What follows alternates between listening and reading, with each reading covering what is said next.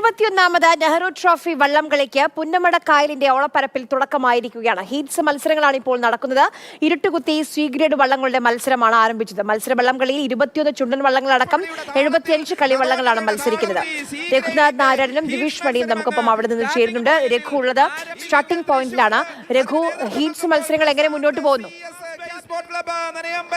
Santhosh Kumar ജോളിയെതിരേറ്റ് D Saji Harippad, Aju Melpadam, Shahim Muhammad, Jayakrishnan Alappuzha. ശേഷം വിവരണത്തിന് ഞാൻ mic D Saji ഹരിപ്പാടിലേക്ക്. ലോകമെമ്പാടുമുള്ള ജലോത്സവ പ്രേമികൾ ആവേശത്തിന്റെ തിരമാലയിലേക്ക്, ലോകശ്രദ്ധയിലേക്ക് നിറഞ്ഞു. രാവിലത്തെ മത്സരങ്ങൾ അവസാനിച്ചു കഴിഞ്ഞിരിക്കുകയാണ്. ഇരുട്ടുകുത്തി വള്ളങ്ങളുടെ വിവിധ വിഭാഗത്തിലുള്ള മത്സരങ്ങളാണ് നടന്നത്. ഇനിയും ഉച്ചയ്ക്ക് 2:30 മത്സരങ്ങൾ ആരംഭിക്കുക. നമുക്ക് ദൃശ്യങ്ങളിൽ നിന്ന് കാണുന്നത് ഉച്ചയ്ക്കത്തെ മത്സരത്തിൽ പങ്കെടുക്കാനുള്ള വള്ളങ്ങളാണ്. ഒരു ചുണ്ടൻ വള്ളം നമുക്ക് കാണാം. അതൊക്കെ ഒരു ട്രാക്കിന്റെ പരിശീലനം, ട്രാക്കിൽ അവസാന വട്ട തുഴച്ചിലൊക്കെ നടത്താൻ വേണ്ടി തയ്യാറെടുത്ത് നിൽക്കുന്ന വള്ളമാണ്. ആ പൂരത്തിന്റെ സാമ്പിൾ വെടിക്കെട്ട് കഴിഞ്ഞു. ഇനി പൂരമാണ്. നമുക്ക് ദൃശ്യങ്ങളിൽ നിന്ന് കാണാം. വലിയ മഴയാണ്. ഒരു കുടത്തിന് ഒരു തുള്ളിക്ക് ഒരു കുടം എന്നുള്ള രീതിയിൽ മഴ പെയ്യുകയാണ്. പക്ഷേ ഈ ഇരുട്ടുകുത്തി വള്ളം തുഴയുന്ന ആ ദൃശ്യമാണ് നമ്മളിപ്പോൾ കണ്ടുകൊണ്ടിരിക്കുന്നത്. മത്സരമല്ല, പ്രദർശന മത്സരമാണ്.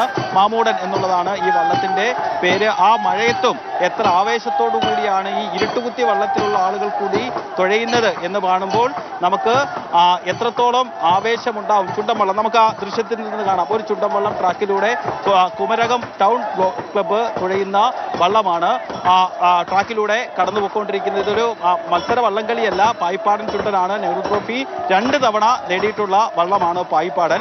അത്തരത്തിൽ ആ ട്രാക്കുകളിലൊക്കെ ഞാൻ നേരത്തെ പറഞ്ഞതുപോലെ അവസാന വട്ട പരിശീലനവും തയ്യാറെടുപ്പുകളും ഒക്കെയാണ് നടന്നുകൊണ്ടിരിക്കുന്നത്. എന്തായാലും നമ്മൾ മഴയാണ്, ഒരുപക്ഷെ ചുണ്ടൻ വള്ളങ്ങളുടെ ഒക്കെ മത്സരം ആരംഭിക്കുമ്പോഴും മഴയൊക്കെ ആണെങ്കിലും ആ മഴയൊക്കെ അവഗണിച്ചൊക്കെ ഇപ്പോൾ തന്നെ ആളുകൾ ഇവിടെ എത്തി നിൽക്കുന്നുണ്ട്. എവിടുന്നാ വരുന്നത്? ആലപ്പുഴ എരമല്ലൂർ അരൂര്. ആദ്യമായിട്ടാണോ വള്ളംകളി കാണാൻ വരുന്നത്? അതെ ആദ്യമായിട്ടാണ്. എങ്ങനെയുണ്ട് കണ്ടിട്ട് അടിപൊളിയാണ്. എന്റെ സ്വന്തം വീട് പാലക്കാടാണ്. ഞാൻ ആദ്യമായിട്ടാണ് ഇപ്പൊ ആലപ്പുഴ താമസിക്കെങ്കിലും ഞാൻ ആദ്യമായിട്ടാണ് വള്ളംകളി കാണാൻ പറ്റുന്നത്. എന്നാലും അടിപൊളിയാ. പാലക്കാട്ടുകാർക്ക് വള്ളംകളി കാണുമ്പോൾ അതിന്റെ ഒരു ഫീൽ കിട്ടുന്നുണ്ടോ? പിന്നെ അവിടെ നമുക്ക് എന്ന് പറഞ്ഞാൽ അവിടെ എന്ന് പറഞ്ഞാൽ വേലകളും ഉത്സവങ്ങളും കുമ്മാട്ടികളൊക്കെയാണ് ഉള്ളത്. പക്ഷെ ഇവിടെ ആലപ്പുഴക്കാരുടെ ഉത്സവം എന്ന് പറഞ്ഞത് വള്ളംകളിയാണ്. അടിപൊളിയാണ്, സൂപ്പറാണ്. എല്ലാവരും ഒന്ന് കാണണം, അത്രേ ഉള്ളൂ. ആലപ്പുഴക്കാരിയായി മാറിയപ്പോ? അതെ. ഇതുപോലെ പല ചേട്ടൻ എവിടുന്നാ വരുന്നത്? ഞാൻ പടിഞ്ഞാറപ്പറമ്പം വള്ളം വെച്ചാളാ. പടിഞ്ഞാറപ്പറമ്പം വള്ളം തൃക്കുന്നപ്പുഴ അല്ലെങ്കിൽ മഹാദേവികാട്. അപ്പം ആ വള്ളംകളി കാണാനാണ് ഞാൻ വന്നേക്കുന്നത്. വള്ളം ഇപ്പൊ ഒരു മഴയൊക്കെ പ്രശ്നമാണോ? മഴ ഒരു ചെറിയ പ്രശ്നമുണ്ട്. ഇപ്പൊ ഈ ഒഴുക്ക് എങ്ങോട്ടാ? ഒഴുക്ക് എങ്ങോട്ടാണെന്ന് എനിക്ക് തിക്കറിയാൻ പറ്റില്ല. അങ്ങോട്ടാണെന്ന് തോന്നുന്നു. അങ്ങോട്ടാ ഒഴുക്കെങ്കിൽ എളുപ്പമായല്ലോ. അത് തുഴയുന്നതിന്. അപ്പം പടിഞ്ഞാറപ്പറമ്പം വള്ളം വെച്ച് പണിത് ആശാരിപ്പണി ചെയ്ത് ഇറക്കിയാളാ. അങ്ങനെ പല ആളുകൾ പല ഇടങ്ങളിൽ നിന്ന് പഴയ ആളുകൾ ഇങ്ങനെ മത്സര വള്ളംകളി കാണാൻ വേണ്ടിയൊക്കെ എത്തിക്കൊണ്ടിരിക്കുകയാണ്. ഇപ്പോൾ തന്നെ ഇവിടെ അത്യാവശ്യം നല്ല ആളായി. 2:30 മത്സരം ആരംഭിക്കുക. ഉച്ചയ്ക്ക് ഊണൊക്കെ കഴിഞ്ഞാണ് പൊതുവെ ആളുകൾ വള്ളംകളി കാണാൻ വേണ്ടി ഇറങ്ങുക. അവരൊക്കെ അല്പസമയത്തിനകം ഇവിടെ എത്തും.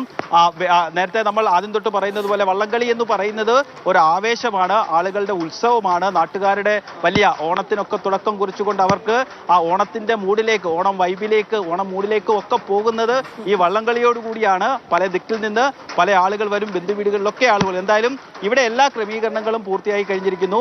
ഈ സാധാരണ നിലയിൽ കഴിഞ്ഞ തവണയും സ്റ്റാർട്ടിംഗ് പോയിന്റിലൊക്കെ തർക്കമുണ്ടായിരുന്നു.